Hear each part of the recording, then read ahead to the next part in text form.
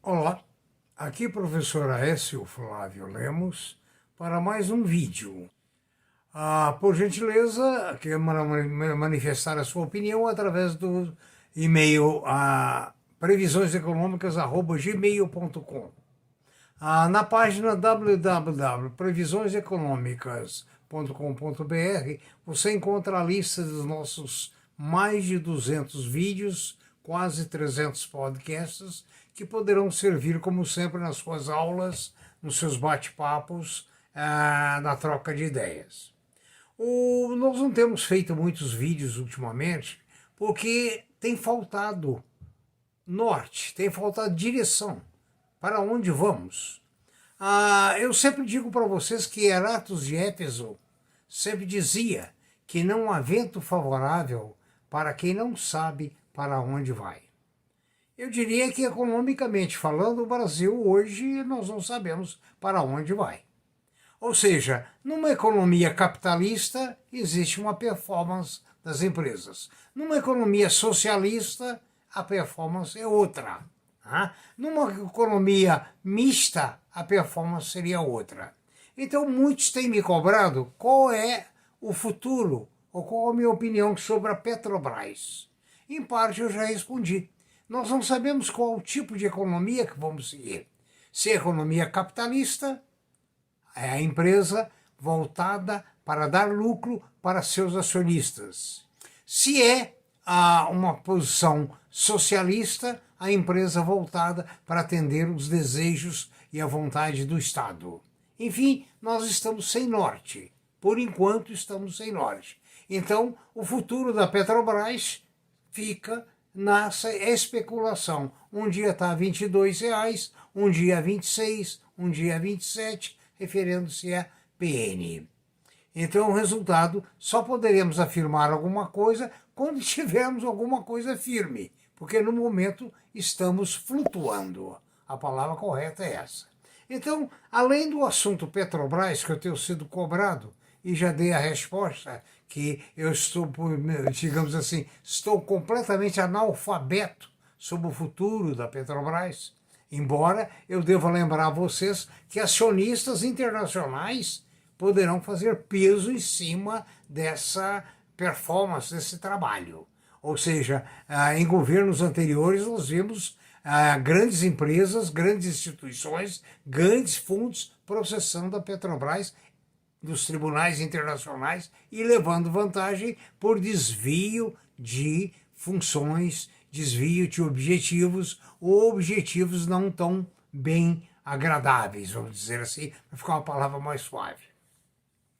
A outra coisa que me tem sido cobrado demais é sobre a reforma fiscal. Ora, é uma coisa bonita a reforma fiscal, vocês concordam? Veja bem, a reforma fiscal nós poderíamos dizer que ela pode ser estrutural, ou qualquer outro nome que queiram dar. Ou seja, ela vai simplificar a malha de impostos. Hoje nós temos impostos municipais, estaduais, federais e diversos tipos de impostos dentro de cada uma dessas entidades.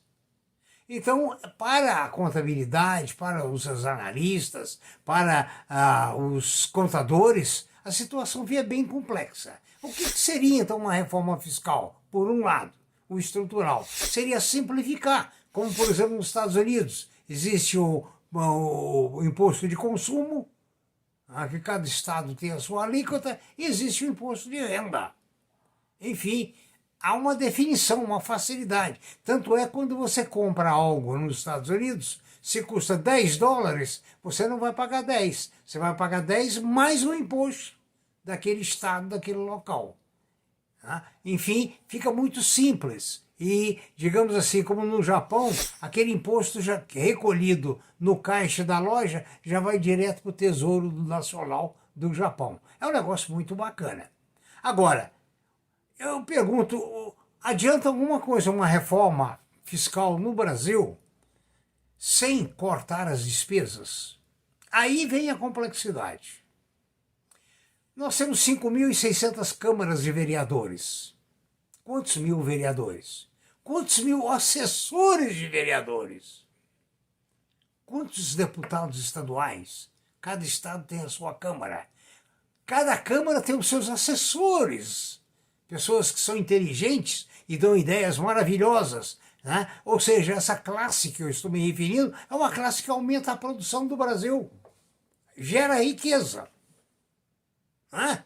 Gera riqueza. Tem o Senado e tem a Brasília, com aqueles milhares de funcionários. Agora, a reforma fiscal seria o quê? Um jeito de diminuir a carga tributária. Porque em economia nós sabemos que quanto menor for a carga tributária, maior será a quantidade de dinheiro em poder do público. Maior a quantidade de dinheiro em poder do público, o que ocorre? Maior é o consumo. Maior é o consumo, maior é a geração de empregos. Maior é a geração de consumo, maior é o giro dos impostos. Ou seja, uma coisa boa puxa a outra. Agora, se nós temos uma carga, temos um Estado inchado, quero lembrar que o vereador, no meu tempo de jovem, não ganhava nada. Era um cargo de honra. E não tinha assessores também. E dava muito prejuízo ser vereador, porque não tinha Câmara de Vereadores. As reuniões eram cada semana ou cada mês na casa de um ou de outro. Aí tinha a despesa do pão de queijo, do café e assim sucessivamente.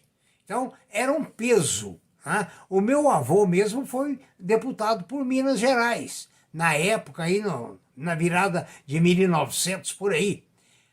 Mas ele não tinha salário, não era uma profissão. Ele recebia um ticket para ele ir para uma pensão em Belo Horizonte e uma passagem no ônibus ou na jardineira para que ele atingisse a capital. Ele não deixou nenhuma vantagem para a família e nem tinha nenhuma vantagem. Então a reforma fiscal deveria reduzir a despesa. A reforma fiscal é como nós. Você a cada mês, com inflação, você tem menos dinheiro para gastar. O que é que você faz? Você não vai contrair dívida. Você não vai gastar mais do que o que você tem. Você vai procurar cortar gastos. Agora, uma reforma fiscal no Brasil, para ser eficiente e eficaz, teria que ter os dois lados. O lado estrutural e o lado do corte de despesas.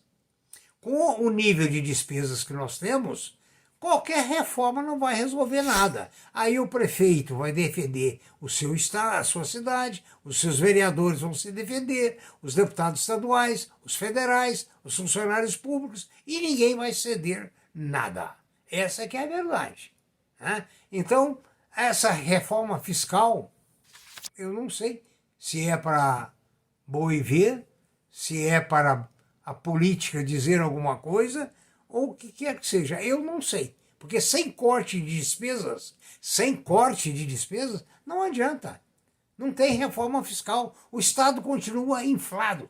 Eu me lembro muito que na Dinamarca, na Finlândia, no Japão, na própria Austrália, onde eu vivi, né, os deputados, senadores não têm mordomia. Não tem casa por conta do governo, não tem carro por conta do governo, não tem seguranças por conta do governo, não tem faxineira por conta do governo. Eu me lembro, inclusive, que Charles de Gaulle, o ex-presidente da França, ele pagava as contas de luz do palácio com o salário dele. Então, o resultado, sem diminuir o tamanho do Estado, não adianta, na minha opinião, reforma fiscal. Porque em economia não existe milagre. Nem milagre para a Petrobras, nem para a reforma fiscal, nem para qualquer coisa que se ligue à economia. Economia é uma ciência que trabalha junto e administrando os fatores. É a ciência da administração da escassez. Veja bem, escassez. Impostos são bens escassos. Deveriam ser, então, muito bem empregados. Então, desculpa se eu falei muito e não disse nada. Até o próximo vídeo. Obrigado.